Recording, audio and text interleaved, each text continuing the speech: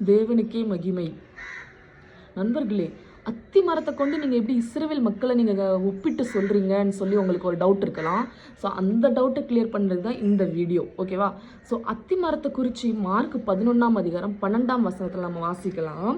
மறுநாளிலே அவர்கள் பொத்தோனியாவிலிருந்து புறப்பட்டு வருகையில் அவருக்கு பசி உண்டாயிற்று. அப்பொழுது இலைகளுள்ள ஒரு அத்தி மரத்தை தூரத்திலே கண்டு அதில் ஏதாகிலும் அகப்படுமோ என்று பார்க்க வந்தார். அத்தி பல காலமா இராதபடியால் அவர் அதனிடத்தில் வந்தபோது அதில் இலைகள் இல்லாமல் வேறொன்றும் காணவில்லை. அப்போ அவங்க புத்தனையிலேருந்து புறப்பட்டு வரையில் அவங்களுக்குலாம் பசி உண்டாயிட்டு அப்போ தூரத்தில் ஒரு அத்தி மரத்தை பார்க்குறாங்க. அப்போ அந்த அத்தி மரம் இலைகள்லாம் இருக்குது. என்ன இருக்குது? இலைகள் இருக்குது. ஆனால் அதில் ஏதாவது அகப்படுமோன்னு பார்க்கும்போது அதாவது அத்திப்பழம் காலமாக இல்லாதபடியினால அதில் வந்தபோது இலைகளே அல்லாமல் வேறொன்றும் காணவில்லை. இலைகள் தான் இருக்க தவிர வேறொன்றும் இல்லை. அப்படின்னா என்ன? கனி இல்லை, பழம் இல்லை, ஓகேவா? ஸோ அதே இதை என்ன பண்ணுறாருன்னா அப்பொழுது இயேசு அதை பார்த்து, இது முதல் ஒரு காலும் ஒருவனும் முன்னிடத்தில் கனியை புசியாதிருக்க கடவன் என்றார். அதை அவருடைய சீஷர்கள் கேட்டார்கள். அப்போ என்ன சொல்கிறாரு? இது முதல்ல இருந்து எழுமோ ஒரு காலம் ஒருவனும் ஒன்னிடத்துல கனியை புசியதிருப்பான் அப்படின்னு சொல்லணுன்னே அதான் சீஷர்கள் சுற்றி இருந்த சீஷர்கள்லாம் அதை கவனிக்கிறாங்க. கவனிச்சுட்டு இவர் ஆலயத்துக்கு போகிறாரு. ஆலயத்தில் அந்த வியாபார செய்கிறவங்களாம் விரட்டி அடிச்ச பிறகு மறுபடியும் அதே வழியாக வர்றாங்க. அதே மார்க் 11ஆம் அதிகாரம் 20ஆவது வசனத்தில் பாருங்கள். மறுநாள் காலையிலே அவர்கள் அவ்வழியாய் போகும்போது அந்த அத்தி மரம் வேரோடே பட்டு போயிருக்கிறதை கண்டார்கள். எதோட? அடி வேரோட பட்டு போயிருக்குது. அப்போ அதை நினச்சி பாருங்க. அந்த நேரத்தில் பேதுரு நினைவு கூர்ந்து அவரை நோக்கி, ரபி, இதோ நீர் சபித்த அத்திமரம் பட்டு போயிடுச்சு என்றார். அப்போ கனி கொடுக்காத அத்தி மரம்லாம் என்ன ஆகுது? பட்டு போயிடுது. அதுவும் எப்படி? வேரோட பட்டு போயிடுது, மேலாட்டுலாம் இல்லை. ஸோ இதுக்கு ஏன் இந்த வசனத்தை சொல்கிறேன் அப்படின்னா, கர்த்தர் கனி கிடைக்குமான்னு பார்க்கும்போது அதில் கனி இல்லை, பழம் இல்லை, ஒரு நன்மையும் இல்லை. அப்படிங்கும்போது அதை வேரோட சபிக்கிற ஒரு காரியமாக இருக்குது. இது ஒரு கான்செப்டாக இருக்கட்டும். ஒரு கனி கொடுக்கல, அது எப்படி இஸ்ரவேல் மக்களுக்கு ஒத்து போகும் அப்படின்னு இன்னொரு அந்த டவுட்டை கிளியர் பண்ணுறதுக்கு இன்னொரு ஆணிவேராக நான் உங்களுக்கு வசனம் சொல்கிறேன். லூக்கா 13ஆம் அதிகாரம் 6ஆம் வசனம் எடுத்து பாருங்க. அப்பொழுது அவர் ஒரு உவமையே சொன்னார். ஒருவன் தன் திராட்சை தோட்டத்தில் ஒரு அத்தி மரத்தை நட்டிருந்தான். அவன் அதிலே கனியை தேடின போது ஒன்றும் காணவில்லை. எந்த தோட்டத்தில்? திராட்சை தோட்டத்தில். ஒரு தோட்டம், அது திராட்சை தோட்டம். அதில் என்ன மரத்தை நட்டிருக்கிறாங்கன்னா அத்தி மரத்தை நட்டிருக்கிறார். அப்போ அவன் அதிலே கனியை தேடின போது ஒன்றும் காணவில்லை. கனியை இருக்குமான்னு தேடும் போது ஒன்றுமே இல்லை. அப்போ ஒருவன் தன் திராட்சை தோட்டத்தில் அப்படின்னா அந்த திராட்சை தோட்டத்துக்கு அவன் என்னவா இருக்கான்? எஜமானா இருக்கிறான். அப்புறம் மறுபடியும் அடுத்த வசனம் 7ஆவது வசனம் பார்க்குறோம். லூக்கா 13ஆம் அதிகாரம் 7ஆம் வசனம். அப்பொழுது அவன் தோட்டக்காரனை நோக்கி, இதோ 3 வருஷமா இந்த அத்தி மரத்திலே கனியை தேடி வருகிறேன், ஒன்றையும் காணவில்லை. இதை வெட்டி போடு, இது நிலத்தையும் ஏன் கெடுக்கிறது என்றான். அப்போ எத்தனை வருஷமா அதில் கனியை தேடுறாங்க? 3 வருஷமா. ஆனால் அதில் என்ன கிடைக்கல? கனியை தேடி ஒரு கனியும் கிடைக்கல, காணவில்லை. அப்போ இதை என்ன பண்ணி வெட்டி போடு, இருந்திருந்து நிலத்தையும் ஏன் கெடுத்துக்கிட்டு இருக்குது? எப்படி அப்படின்னா, இப்போ இந்த 3 வருஷம் அப்படிங்கிறது எதை குறிக்குதுன்னு நீங்கள் யோசிக்கலாம். கர்த்தர் ஏசு கிறிஸ்து அந்த நாளில் 30 வயசுல தான் அவங்களுடைய பிரசங்கம் பண்ணுறது, அவங்களுடைய அந்த கிறிஸ்துவுக்குள்ளான வாழ்க்கையை இன்னும் ஆழமாக ஆரம்பிக்கிறாங்க ஞானஸ்தானம் எடுத்த பின்பு.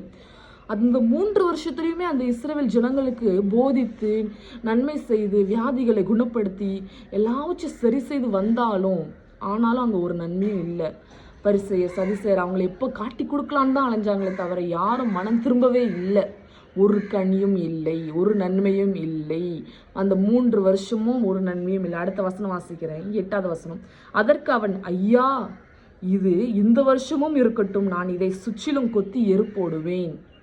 அப்போ அந்த தோட்டைக்காரன் சொல்கிறான், ஐயா இந்த வருஷமும் இருக்கட்டும், இதை சுற்றிலும் கொத்தி நான் என்ன பண்ணுவேன்? எரு போடுவேன், ஃபர்டிலைஸ் பண்ணுவேன், இன்னும் அதுக்கு நல்லா போதிப்பேன், இன்னும் அதுக்கு ஞானத்தை நான் சொல்லி கொடுப்பேன். அப்போ இந்த வருஷம் மட்டும் அதுக்கு வைங்க அப்படின்னு சொல்லி தயவு கேட்குறாங்க. ஏசு கிறிஸ்து அந்த நாளில் இஸ்ரவேல் மக்களுக்காக அப்படிதான் இவர்களுடைய பாவத்தையும் மன்னிங்க, இவர்கள் என்னது செய்கிறார்கள் என்று அறியாதிருக்கிறார்கள் அப்படின்னு சொல்லி தான் அந்த இடத்துல சொல்கிறாரு. இந்த வருஷமும் இருக்கட்டும்னு அவர் தயவு கேட்குறாரு ஏசு கிறிஸ்து. அப்போ தோட்டக்காரங்கிறது ஏசு கிறிஸ்து, எஜமான்ங்கிறது பிதா, அந்த அத்திமரங்கிறது இஸ்ரவேல் ஜனம். அப்போ நீங்கள் பாருங்கள், இஸ்ரவேல் ஜனத்துக்காக கர்த்தர் இந்த வருஷமும் இருக்கட்டும் தயவு கேட்குறாரு. அதே போல் அடுத்த 9வது வசனம் பாருங்க.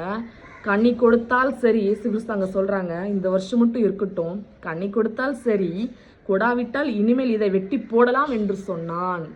அப்போ உனக்காக இயேசு கிறிஸ்து பிதாவின் இடத்துல பரிந்து பேசுகிறாங்க, உங்களுக்காக பரிந்து பேசுகிறாங்க.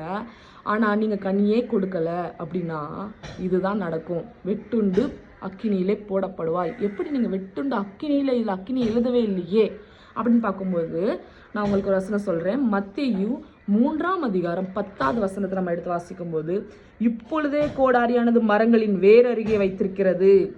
எது அருகே வைத்திருக்கு நம்ம பார்த்தோம், அங்கே வேரோட பிடுங்கி போட்டாங்கன்னு, வேரோடு அது பட்டு போயிடுச்சு, சபிக்கப்பட்டாயிடுச்சுன்னு அத்தி மரத்தை பார்த்தோம். இங்கே போட்டிருக்கு வேர் அருகே வைத்திருக்கிறது, ஆகையால் நல்ல கனி கூடாத மரம் எல்லாம் வெட்டுண்டு அக்கினியிலே போடப்படும். எதில் போடப்படுமா? நல்ல கனி நீங்கள் கொடுக்கல அப்படின்னா அக்கினியிலே போடப்படும். இன்றைக்கி நம்மளுடைய வாழ்க்கையிலும் அப்படித்தான். நம்மளுக்கும் இந்த வசனம் ஒத்து போகுது. நம்மளும் நல்ல கனி கொடுக்கல அப்படின்னா வேரோட பிடுங்கப்பட்டு நம்ம அக்கினியில் போடப்படுவோம். அதுதான் உண்மை. அதனால நம்ம என்ன பண்ணோம் அப்படின்னா நல்ல கனி கடுக்கிற நல்ல வாழ்க்கை கிறிஸ்துவுக்குள்ளே வாழணும். நம்ம எதுக்குள்ளே இருக்கிறோம்? அந்த தோட்டக்காரன் தான் பதப்படுத்துகிறாங்க. அப்போ நம்ம இயேசு அவருடைய வார்த்தையை கொண்டு நம்மளை தேய்ச்சிக்கிறவராக இருக்கிறார், நம்மளை அவரோட வார்த்தை கொண்டு நடத்துகிறார். அப்போ அந்த வார்த்தை நம்மள கிரியை செய்யலை, அந்த கனியை கொடுக்கலை, நன்மை செய்யலை அப்படின்னா நம்மளும் வேரோட பிடுங்கப்பட்ட அக்கினியில் நம்ம போடப்படுவோம். அதை நம்ம மறக்கக்கூடாது. ஓகே, அப்போ இந்த வசனங்கள்லாம் நான் உங்களுக்கு சொல்லிட்டேன். 3 வருஷத்துக்கு அப்புறம் இஸ்ரவேல் ஜனங்கள் அப்போ அந்த நேரத்தில் கனி கொடுத்தாங்களா அப்படின்னா ஆமாம். கர்த்தர் இயேசு கிறிஸ்து வானத்தில் எடுத்துக்கொள்ளப்பட்ட பிறகு பெந்தேகோஸ்து நாள் வருது சீஷர்கள் மூலமாக. அதுக்கப்புறம் பெந்தேகோஸ்து நாளில் ஆவியானவர் அவங்க நடுவில் இறங்குறாங்க. அதுக்கப்புறம் அந்த வீடு வீடாக போய் ஜெபம் செய்கிறாங்க. அப்படி ஜபிக்க போது கர்த்தர் ஒரு ஆத்மாவை ரசிக்கிறார். 3000 பேர் 5000 பேர் அப்படின்னு கூட்டமாக ரசிக்கப்படுறாங்க. எப்படி? கிறிஸ்துவை ஏற்றுக்கொள்கிறாங்க. அப்போ கிறிஸ்துக்கு விதைக்கிற அந்த விதை, அதாவது எருப்போடுகிறாங்க, அந்த ஃபர்டிலைசேஷன், அந்த வசனத்தை அதெல்லாம் ஏற்றுக்கொண்டு அதன்படி நடக்கிறாங்க. வேதத்தில் மத்திய 24ஆம் அதிகாரத்தில் இதை சொல்லப்பட்டிருக்கு. 32ஆம் வசனத்தில், அத்தி மரத்தினால் ஒரு உவமையை கற்றுக்கொள்ளுங்கள், அதில் இளங்கிளை தோன்றி துளிர் விடும் போது வசந்த காலம் சமீபமாயிற்று என்று அறிவீர்கள். அப்போ என்ன ஆயிற்று? இளங்கிளையும் தோன்றிற்று, துளிரும் விட்டுருச்சு, வசந்த காலம் சமீபமாக இருக்கு. அடுத்த வசனம் சொல்லுது பாருங்க, அப்படியே இவைகள் எல்லாம் நீங்கள் காணும் போது அவர் சமீபமாய் வாசல் அருகே வந்திருக்கிறார் என்று அறியுங்கள். அப்போ கர்த்தர் இப்போ இந்த காலத்தில் இந்த நேரத்தில் வாசல் அருகே நிற்கிறார். அதை நம்ம மறக்கக்கூடாது. ஏன் சொல்கிறேன் அப்படின்னா, இப்போ இஸ்ரவேல் ஜனங்கள் ஒன்று கூடிட்டாங்க. அந்த நாடு ஒரு சில, அதாவது மிக சிறிய நாடுகளில் ஒன்றாக இருந்தாலும் அது எவ்வளோ பலனாக எவ்வளோ ஸ்ட்ராங்காக நிற்கிது பாருங்கள். அப்போ அது இளங்கிளை தோன்றி துளிர் விட்டு, அப்போது இந்த காலத்தில் அது எவ்வளோ ஒரு முன்னேற்றம். அதில் பாருங்கள், ஒரு டைமில் சிதறுண்டு கிடந்த அந்த மக்கள் இன்றைக்கி எவ்வளோ ஒரு பலனாக ஒரு ஸ்ட்ரென்த்தாக நிற்கிறாங்க. அதை நீங்கள் நினைவு கூறுங்க. அப்போ இப்போ இந்த காலத்தில் ஆண்டவர் வாசல் அருகே நிற்கிறாருங்கிறத மறந்து விடாதுங்க. ஆமீன். அதனால தான் சொல்கிறேன், இதுவே காலம், கடைசி காலம். கடைசி காலம் அப்படின்னா இது ஒன்று தான் அறிகுறியான்னு கேட்டிங்கன்னா இல்லை, இது ஒன்று மட்டும்தான் அறிகுறி இல்லை. கடைசி காலம் ஆரம்பமாயிட்டு அதிலே என்னென்ன காரியங்கள் தொடர்ச்சியாக நடக்கும் அப்படிங்கிறதும் வேதத்தில் கொடுத்துருக்கு. இதெல்லாமே தெரிஞ்சுக்கணும்னு நினச்சிங்கன்னா எனக்கு சப்போர்ட் பண்ணுங்கள். நான் இன்னும் வீடியோஸ் உங்களுக்கு நான் போடுறேன். உங்களுக்கு இருக்கிற டவுட்ஸ் எல்லாம் நீங்கள் கமெண்ட் செக்ஷனில் சொல்லுங்கள். நான் அதுக்கான வீடியோஸ் நான் ட்ரை பண்ணுறேன். ஓகே, அது மட்டும் இல்லாமல் இன்னொரு விஷயம் என்னன்னாக்கி அதில் என்ன கொடுத்துருக்கு அப்படின்னா, இந்த நாளிகையாவது அதாவது எந்த நேரத்தில் கர்த்தர் இயேசு கிறிஸ்து திரும்ப வருவாருங்கிற நாளிகையை யாராலையும் கண்டுபிடிக்க முடியாது. அதனால தான் சொல்லியிருக்கு விழித்திருங்கள். அப்போ அந்த விழித்திருங்கள் எதுக்கான அர்த்தம்னா, நம்ம தூக்கத்தில் விழித்திருக்கிற விழித்திருப்பில் இந்த மாதிரி ஞானமாக ஆவிக்குரிய கனிகளை கொண்டு ஞானத்தோடு விழித்திருக்கிற விழித்திருப்பு தான் விழித்திருங்கள். ஏன் சொல்கிறேன்னா, அப்போ தான் அந்த ஞானமாக விழித்திருக்கிற மனுஷனுக்கு எந்த நாளிகையில் எஜமான் வருவான் என்று தெரியும். அப்போ அந்த எஜமான் வரும்போது நம்ம எப்படி இருக்கணும்? அதற்கு தகுதியாக இருக்கணும். அதனால தான் நான் உங்களுக்கு இந்த காரியத்தை சொல்கிறேன். இன்னும் உங்களுக்கு இந்த மாதிரி வீடியோஸு, இந்த காரியம் எப்படி இந்த கடைசி கால ஆரம்பத்தில் என்னென்ன காரியம் நடக்குதுன்னு உங்களுக்கு நிறைய விஷயங்கள் தெரிஞ்சுக்கணுன்னு ஆசைப்பட்டீங்கன்னா இந்த வீடியோவை like, share, comment and subscribe பண்ணுங்கள். தேங்க்ஸ் ஃபார் வாட்சிங். Thank you so much for your support.